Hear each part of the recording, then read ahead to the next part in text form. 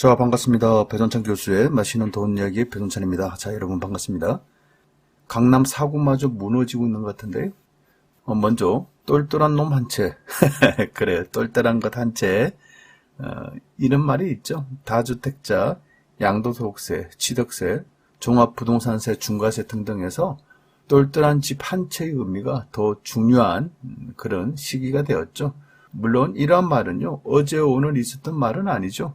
뭐니 해도 집은 서울에 한 채 있어야 된다. 이런 이야기들은 옛날 옛적부터 있었던 얘기 아닙니까? 심지어 조선시대 때부터 있었던 그러한 이야기로 우리가 생각을 할 수 있겠죠.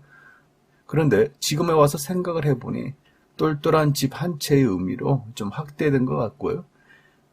하지만 이러한 서울의 똘똘한 집 한 채의 중요성도 이제 부동산 가격 하락 앞에서는 서서히 힘이 좀 없어지는 것 같은데, 먼저 한국부동산원의 보도 자료에 의하면요, 서울의 25개 구 중에서 19개 구가 아파트 매매 가격이 하락 중에 있다는 얘기입니다. 또한 강남 4구마저 마이너스 0.01%를 기록하여 1년 8개월 만에, 즉 20개월 만에 매매 금액이 하락으로 전환되었다는 겁니다.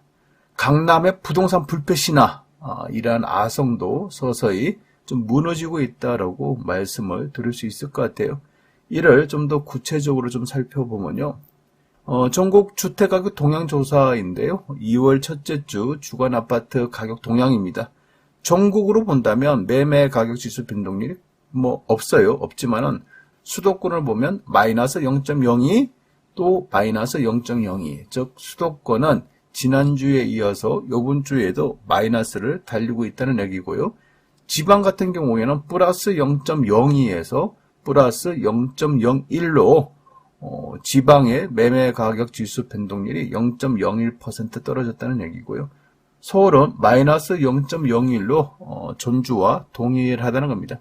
이걸 딱 놓고 보면 주거 아파트 가격을 놓고 볼 때 서울 수도권은 하락 중이고 지방은 그나마 좀 버티고 있다라고 말씀을 드릴 수가 있겠죠. 그렇다면 서울과 수도권은 이처럼 하락을 하고 있는데 지방은 왜 견딜까요? 그래요. 아마 이 부분이 좀 궁금하게 생각하실 것 같은데요. 제가 보는 점은 그렇습니다. 첫 번째로 본다면 서울 수도권에 비해서 지방에 있는 아파트 가격이 그나마 덜 올랐지 않습니까? 또한 서울 수도권 아파트의 매매 금액에 비해서 지방 광역시급의 아파트들이 그나마 가격이 좀 저렴하다는 거고, 그러다 보니까 서울에서 주택을 장만하지 못하는 사람들은 인천이나 경기도로 가고, 또한 인천 경기도에서 내 집 마련을 하지 못한 분들은 이제 지방, 좀 광역시급으로 이렇게 흘러 들어오니까 그나마 지방은 버틴다라고 봐야 되겠죠.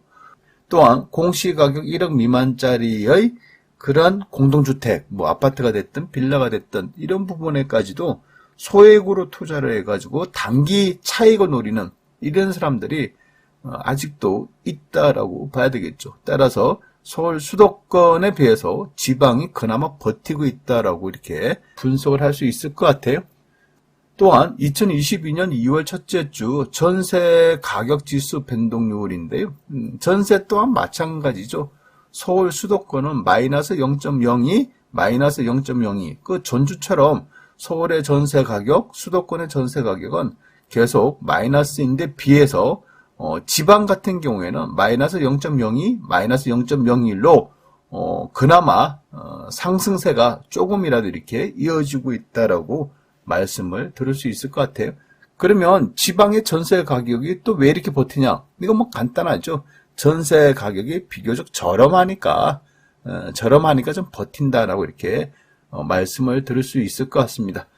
특히요, 강북 같은 경우에는요, 매매 금액을 놓고 본다면 성북구 같은 경우는 기름뉴타운 등 대단지 위주로 매물이 적체되고 있고, 은평구는 응암동, 수색동 위주로 하락폭이 확대되고 있다는 얘기예요. 따라서 강북 같은 경우에는 15개 구 중에서 13개 구가 하락 내지 보합이라는 겁니다. 또 역으로 본다면 서울 아파트 가격이 그만큼 급등을 했기 때문에 매수세는 줄어드는 거 아니겠습니까? 거기에 대한 대체 수요로 이제 서울의 빌라, 특히 뭐 강북 쪽 빌라, 뭐 예를 들어서 뭐 은평구가 됐든, 뭐 성북구가 됐든, 이런 쪽으로 매수세가 흘러갔다라고 봐야 되겠죠. 또한 서울 강남 같은 경우에는요, 서초구 0.00%, 강남구 0.00%로 매수세는 위축되면서 보합세는 유지했다라고 그러고요. 그 대신 송파구는 0.02% 그간 상승폭 높던 인기 단지에서 하락 거래가 발생하기 시작하였으며, 강동구 마이너스 0.02는 천호동 대단지 위주로 급매물이 거래되고 있다는 얘기입니다. 아무튼 강남 지역 전체를 놓고 볼 때 이제 하락으로 전환되고 있다라고 이렇게 말씀을 드릴 수가 있다는 거죠. 여기에다가요, 서울 강남 4구 주간 전세 가격 변동률인데, 서초구는 0.00% 그렇게 크게 변동사항은 없었다는 얘기가 되는데요.